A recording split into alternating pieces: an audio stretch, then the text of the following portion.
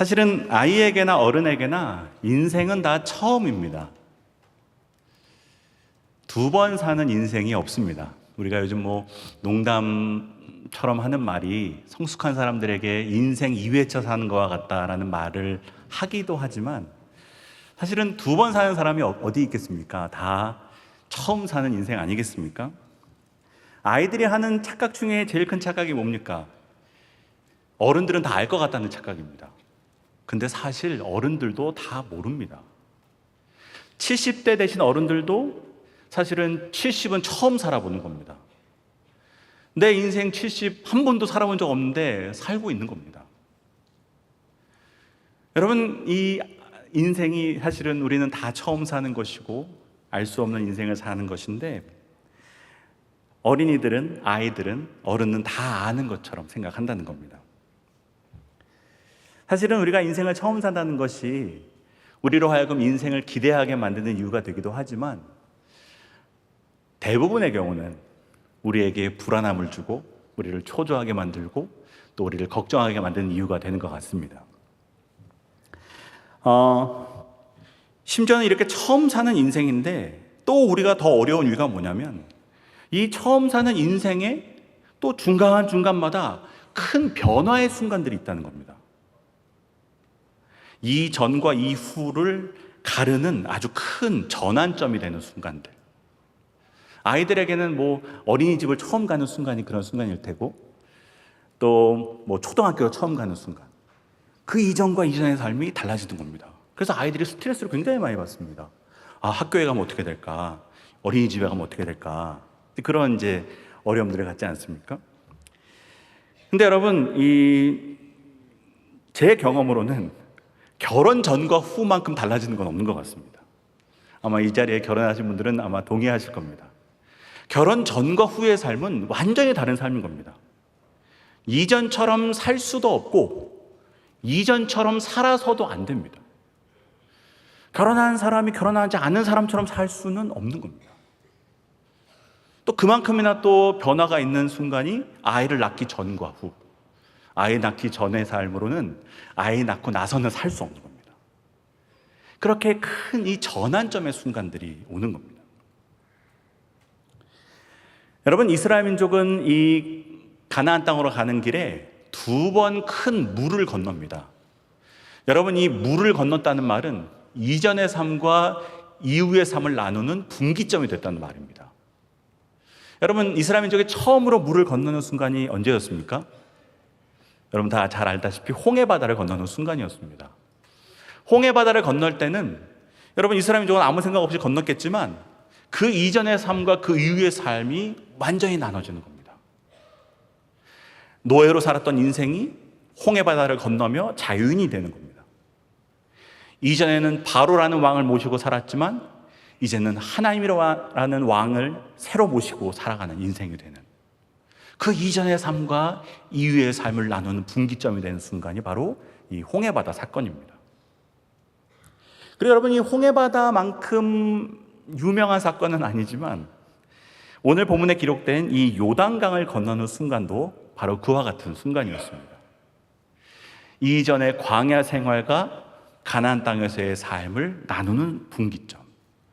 그게 바로 오늘 본문에 나오는 이 요단강을 건너가는 본문이라고 할 수 있습니다. 여러분, 우리가 이 물을 건너는 이야기들을 보면서 배우게 되는 교훈이 무엇입니까? 우리의 인생에는 변화의 순간이 있고 그 변화를 받아들여야 되는 순간이 있고 물을 넘어가야 되는 순간이 반드시 온다는 겁니다. 변화가 싫어도 그 변화를 받아들이고 싶지 않아도 그곳을 넘어가야 되는 겁니다.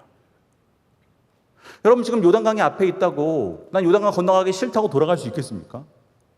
나는 광야에서 계속 살 수 있겠습니까? 가나안 땅으로 넘어가야 되는 겁니다. 넘어가야지 되는 겁니다. 여러분, 내가 익숙한 곳에 있고 싶다고 넘어가야 될 곳을 넘어가지 않으면 안 되고 가나안 땅을 포기할 수는 없는 겁니다. 여러분, 넘어가야 될 때 넘어가는 분들이 되시기를 주님의 이름으로 축복합니다. 여러분, 변화를 받아들이는 겁니다. 넘어가야 되는 겁니다. 저곳에서 뭐가 있는지 모르겠지만 넘어가야 되는 순간에는 넘어가야 됩니다. 물론 우리의 힘으로 넘어가는 건 아닙니다.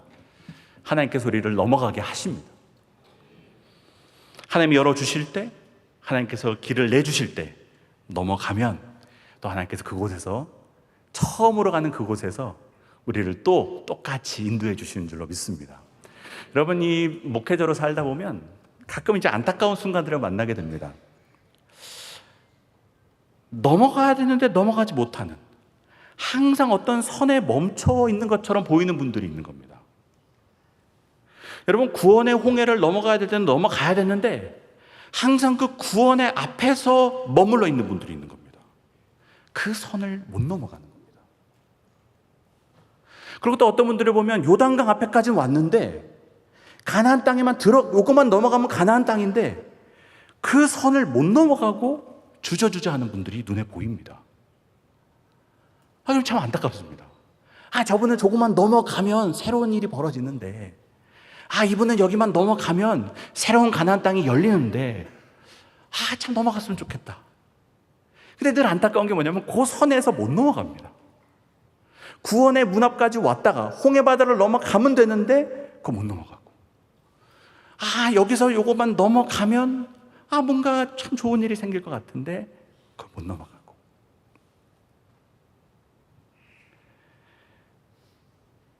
여러분, 아직도 무언가의 앞에서 주저하고 계신 분들이 있다면 여러분 넘어가게 되시기를 주님의 이름으로 축복합니다. 여러분, 오늘 이 본문의 말씀을 함께 들으며 여러분 주저하고 있는 여러분의 일들, 또 문제들, 여러분의 상황들을 오늘 이스라엘 백성이 요단강을 넘어가듯이 요단강을 넘어 들어가 가나안 땅으로 들어가는 한 분 한 분 되시기를 주님의 이름으로 축복합니다. 근데 오늘 이제 본문을 보면 하나님께서 이 요단강을 넘어가는데 어떻게 넘어가게 하셨는지를 이제 자세하게 기록하고 있습니다. 이스라엘 민족이 이 강을 마른 땅처럼 건너갔다는 겁니다. 마른 땅처럼 건너갔다고 하니까 가뭄이었나? 건기였나? 생각할 수도 있겠지만 그게 아니었습니다. 하나님께서는 이 흐르는 강을 중간에서 끊으셔서 마른 땅을 넘어가게 하신 겁니다. 여러분, 이 이스라엘 민족이 지나가는 이 곳에서 아주 먼 곳, 강의 상류인, 오늘 본문에 보면 아담섬이라는 곳에서 물을 막으셔서 거기 벽처럼 물을 모아두시고 이 물이 다 흘러내려간 것을 이제 기다렸다가 이스라엘 민족으로 하여금 건너가게 하신, 그렇게 이제 이스라엘 민족을 가나안 땅으로 인도하셨다는 본문이 오늘 3장 1절부터 마지막 절까지의 내용입니다. 근데 여러분, 우리가 여기서 질문해 볼 수 있는 겁니다. 왜 하나님은 이런 방식으로 강을 건너게 하셨는가? 여러분, 사실 여러 가지 방법이 있을 수 있습니다. 하다못해 하나님이 그냥 배 타고 배 만들어서 건너가, 뗏목 만들어서 건너가 하셔도 되는 거 아니겠습니까? 굳이 강까지 막아가시면서 이렇게 이스라엘 민족을 건너가게 하실 이유가 특별히 없습니다. 여러분, 배 만들어 건너가라고 해도 이스라엘 민족이 어떻게 하겠습니까? 배 만들어 건너가야지. 그리고 또 하나님께서 이렇게 마른 땅으로 건너가게 하실 거면 좀 물이 없는 가뭄의 때나 건기에 건너가게 하시면 좀 편했을 거 아닙니까? 근데 여러분, 오늘 본문을 잘 보면 이 시절이 가장 물이 많고 물이 가장 빠르게 흐르는 시절이었다는 겁니다. 오늘 본문에 보면 15절에 보면 요단이 곡식 거두는 시기에 이 물을 건너게 하셨는데, 이때는 언제냐? 항상 언덕에 넘치는 때, 물이 넘치는 때라는 겁니다. 여러분이 곡식을 거두는 때는 우리가 늘 성경에서 말하는 늦은 비가 내리는 때입니다. 추수하기 전. 지금 우리 달력으로 하면 3, 4월이고 이때가 이제 봄이 오면서 이 강의 수원지인 헐몬산에서는 물이 막 녹기 시작하고, 그래서 여러분, 물이 제일 많을 때, 물이 제일 빨리 흐를 때, 그때 하나님께서 이 물을 건너가게 하신 겁니다. 하나님, 이만 건너가게 하실 거면 물이 없을 때, 물이 빠르지 않을 때 건너가게 하시면 좀 편했을 텐데 하필 내가 눈으로 봐도 이 강은 못 건너가겠다, 내 힘으로는 건너갈 수 없다고 여겨지는 그때에 건너가게 하셨는 겁니다. 여러분, 이게 이상한 거 아니겠습니까? 근데 여러분, 이상하기 때문에 하나님의 분명한 의도가 있는 겁니다. 우리가 보면 영 아닌 시기에 건너가게 하셨기 때문에 여기에는 하나님의 분명한 뜻이 있다는 겁니다. 그게 무엇입니까? 지금 범람하는 요단강을 넘어가게 하심으로 가나안 땅으로 들어가는 이스라엘 백성이 우리를 여기로 인도하시고 이 강을 건너게 하시는 분은 하나님이라는 사실을 더 확실하고 분명하게 경험하게 하기 위해서입니다. 이거 네 힘으로 못 넘어가지? 그러니까 내가 건너가게 하는 거야. 네가 보기에도 안 될 것 같지? 그래서 내가 지금 가라는 거야. 왜? 하나님의 하나님 되심을 알라고. 건너가게 하시는 이가 나임을 알라고. 그래서 이 시점을 정하신 겁니다. 지금이야. 지금 넘어가 봐. 그래서 이스라엘 민족은 그 범람하는 강을 마른 땅처럼 건너가면서 자기의 발로 느끼는 겁니다. 하나님의 능력이구나. 내 하나님이 나를 가나안 땅으로 들여보내시는구나. 이 땅으로 가게 하시는구나. 물을 건너며 사실은 물을 체험하는 게 아니고 하나님을 체험하는 겁니다. 여러분, 그의 부모들도 그랬습니다. 출애굽 1세대들. 그들이 홍해바다를 건너면서 뭘 본 겁니까? 그냥 신기한 구경한 겁니까? 물이 갈라진 것을 보면서 우리를 구원하시고 우리를 애굽에서 이끌어내시고 우리를 광야로 인도하시는 하나님의 능력을 경험한 겁니다. 하나님은 어마어마한 분이구나. 하나님은 바다를 가르칠 만한 능력의 하나님이시구나. 우리를 사랑하시고 우리를 구원하시는 참 하나님이시구나 라는 사실을 그의 부모들도 홍해를 건너면서 경험한 겁니다.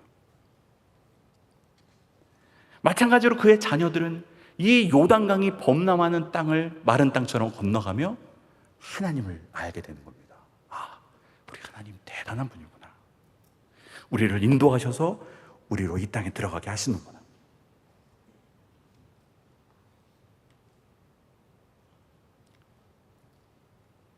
여러분, 이스라엘이 이 마른 땅을 넘어 이 강을 넘어 새로운 땅, 가보지 못한 땅, 처음으로 가보는 이곳에 담대하게 들어갈 수 있는 이유는 바로 그것 때문이었습니다.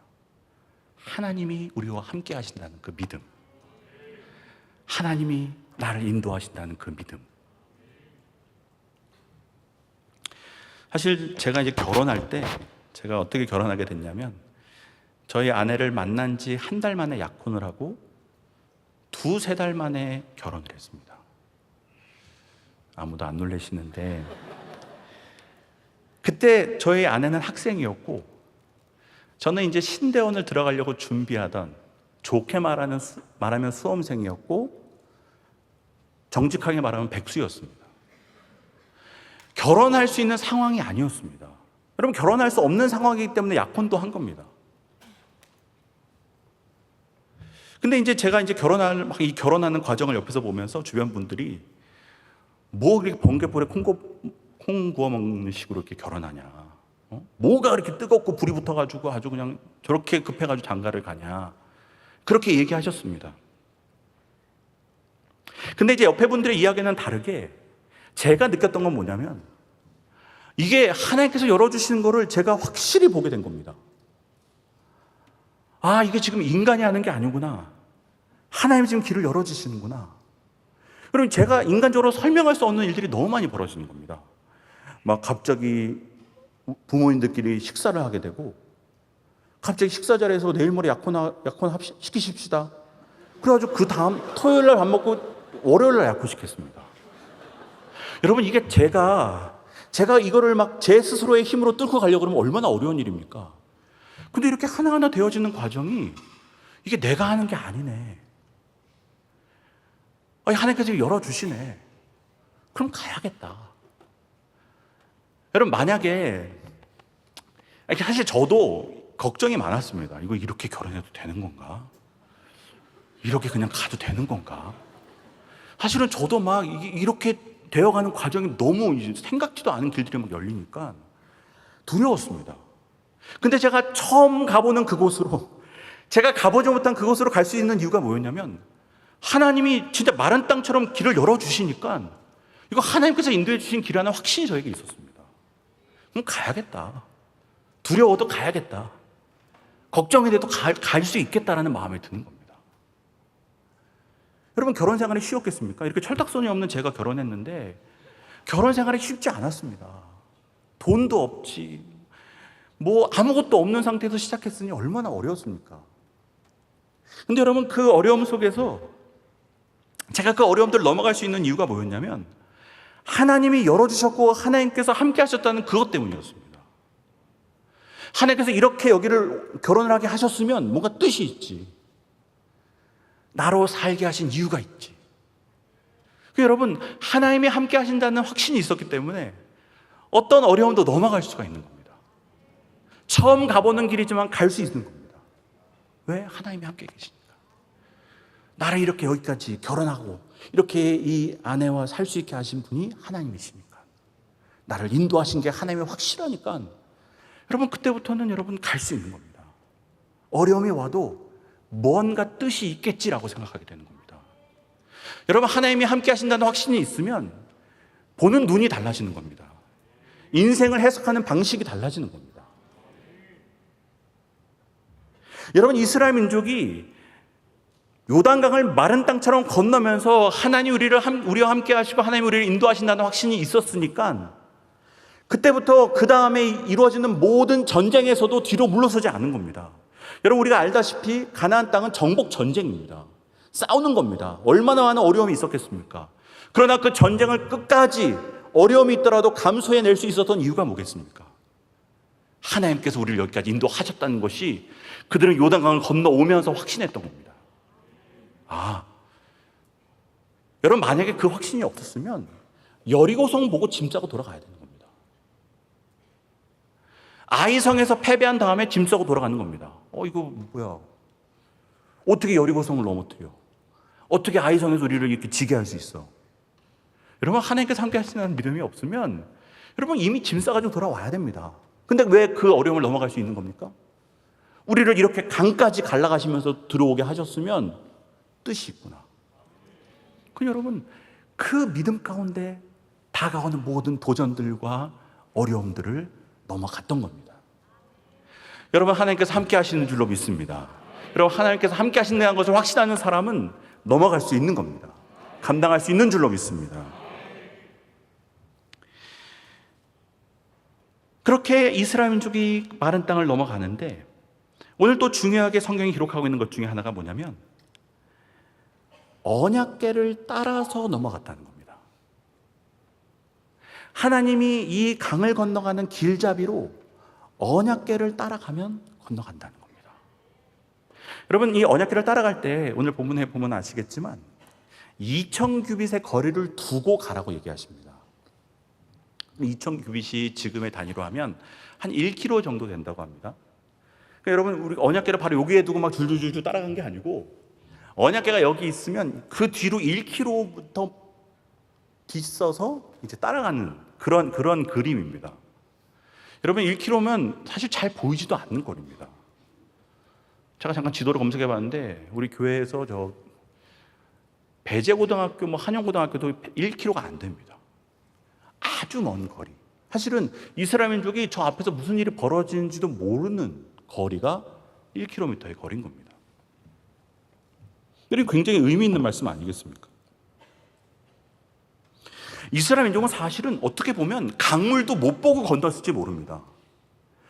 제사장이 1km 앞에서 강을 먼저 들어가서 물이 멈췄을 때 이스라엘 민족은 여기가 강인지 뭔지도 모르고 건너갔을지도 모른다는 겁니다. 그냥 언약궤를 따라갔는데 계속 마른 땅이 보여가지고 건너갔는데 지나고 보니까 강을 건너왔네. 돌아보니까 이미 우리가 강이 이미 다 넘어온 겁니다. 여러분, 그건 이제 감동적인 거 아니겠습니까? 어려움이 어려움인지도 모르고 넘어갔고, 강이 강인지도 모르고 넘어가고, 물이 물인지도 모르고 넘어갔단 말입니다. 여러분, 이건 굉장히 감동적인 겁니다. 여러분, 우리도 이런 일들이 얼마나 많습니까? 그냥 살았는데 사라지는 겁니다. 어려움이 어려움인지도 모르고 넘어간 겁니다. 남들은 여기가 물이야, 여기 강이야 하는데, 그래? 남들은 너 어렵지, 너 어렵지. 아니, 나는 모르겠는데.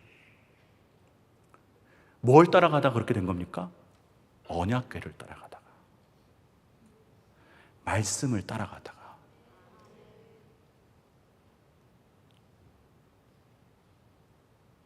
여러분, 말씀을 따라가는 인생이, 말씀을 따라가면 처음 가보는 길도 걸어갈 수 있다는 겁니다. 여러분, 우리는 뭔가 알아서 갈 수 있다고 여깁니다. 이게 우리 인간의 착각입니다. 우리가 유속을 알고 강의 깊이를 알며 건너갈 수 있는 겁니까? 여러분, 여리고성이 어떤 성인지를 빠삭하게 연구하고 나면 여리고성을 무너뜨릴 수 있는 겁니까? 여러분, 여리고성이 어떻게 무너졌습니까? 말씀대로 하니까 무너진 겁니다. 너 그냥 7바퀴 돌아. 말도 안 되는 얘기입니다. 성을 공격하는데 하루에 한 바퀴씩 돌라고 그러고. 근데 말씀대로 하니까 된 겁니다. 그냥 말씀대로 하니까 성이 무너지네. 말씀을 따라갔더니 강을 건너가네. 여러분, 이겁니다. 강을 안다고 강을 건너는 게 아니고 여리고성을 다 파악했다고 넘어가는 게 아닙니다. 물론 여러분, 제가 현실에 대해 무지해지라고 드리는 말씀은 아닙니다. 여리고성도 정탐했습니다. 알아는 봤습니다. 그러나 우리가 안다는 것이 절대적인 것이 아니라는 겁니다. 알아서 넘어뜨리는 것도 아니고 알아서 넘어가는 것도 아니라는 겁니다. 말씀을 따라가는 자가 넘어가고 말씀을 따라가는 자가 승리하는 줄로 믿습니다. 여러분, 그게 오늘 본문이 우리에게 알려주는 겁니다. 그래서 여러분, 우리에게 중요한 건 뭐냐? 세상과 현실을 아는 것도 중요하지만 그 전에 언약궤가 어디로 가는지를 봐야 됩니다. 우리가 왜 아침마다 새벽을 깨우는 겁니까? 왜 아침마다 말씀을 보고 기도하는 겁니까? 언약궤가 어디로 가는지 먼저 파악하는 겁니다.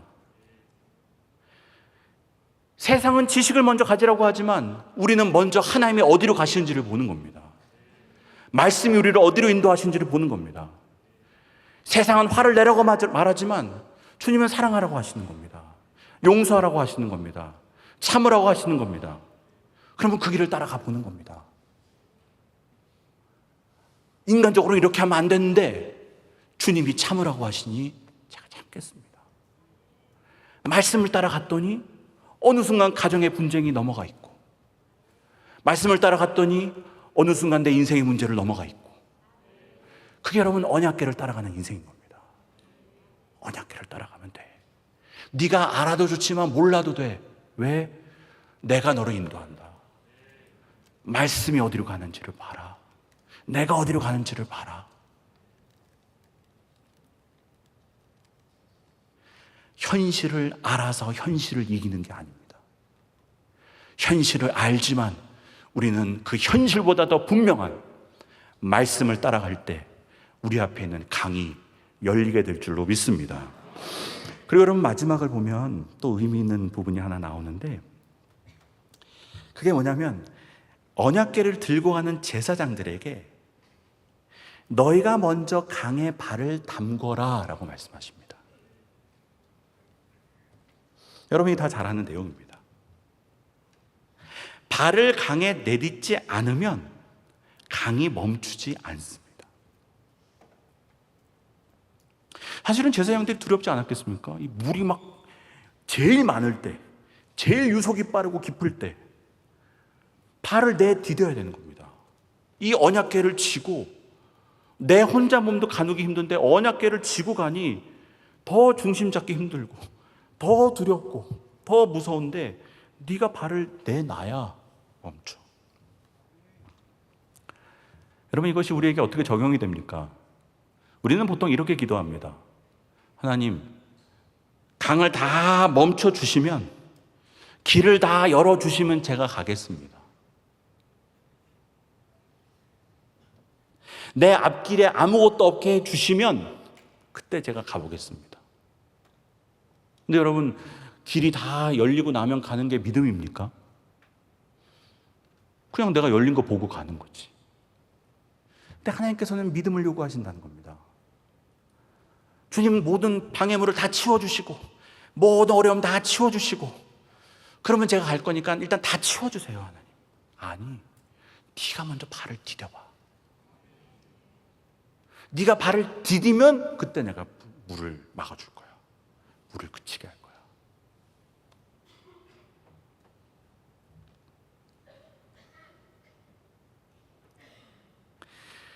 여러분, 사실은 모든 성경의 말씀이 다 그겁니다.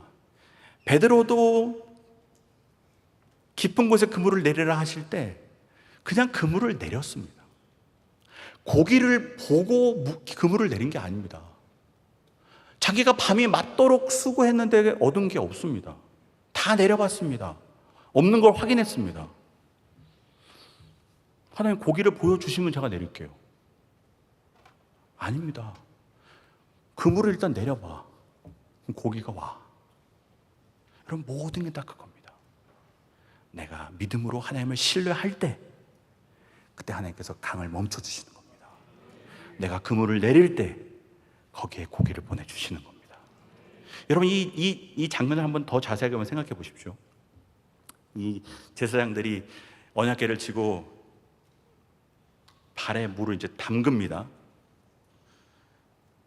이 발을 담그면 뭐 발목까지 왔을지 어느 정도 왔을지, 첫 발에 어느 정도 왔을지 잘 모르겠습니다. 아무튼 발목까지 왔다고 쳐도 지금 물이 계속 오고 있습니다. 그치지도 않고 발목에 이제 딱 발을 디뎠는데 발목까지 옵니다. 이제 그때 물이 그칩니다. 근데 여러분, 물이 그쳤다고 바로 없어지는 게 아니고 이미 남아있는 물들은 계속 내려오는 거 아니겠습니까? 그러면 깊이가 계속 유지가 되는 겁니다. 그럼 깊이가 똑같은데 또 그 다음 발을 내밀어 봅니다. 무릎까지 옵니다. 그럼 물은 계속 내려옵니다. 그 다음 발 넘어갑니다. 그러면 허벅지까지 옵니다. 이제 죽을 것 같은 겁니다. 이제 한 발 더 못 내밀 것 같은 겁니다. 야, 이제 큰일 났네. 왜 하나님 가라고 했는데 문제가 해결이 안 돼? 이거 우리 죽이시는 거 아니야. 그래서 그 다음 발을 내놨는데 이제는 물이 점점 이제 흘러가기 시작하니까 줄어들기 시작하고, 그 다음 발을 갔더니 또 허벅지네. 그 다음 발 가니까 또 허벅지네. 발을 디딜 때마다 희한한 일들 경험하는 겁니다. 나중에 어떻게 됐겠습니까? 물이 줄어드네. 물이 더 줄어드네. 무릎까지 오네. 발목까지 오네. 물이 사라졌네. 여러분, 이게 믿음의 길이라는 겁니다. 걸어가니까 길이 되는 겁니다. 내가 걸어가니 길을 만드시는 겁니다. 길이 없었는데 처음에는 이게 되나 싶었는데 한 발 더 내디뎌보고 한 발 더 내디뎌보고 안 되는 것 같지만 계속 가보는 겁니다. 말씀이 가라 했으니까. 그랬더니 점점 물이 낮아지는 게 느껴지고 물이 그쳐가는 게 느껴지고 이제는 마른 땅이 드러나는 겁니다.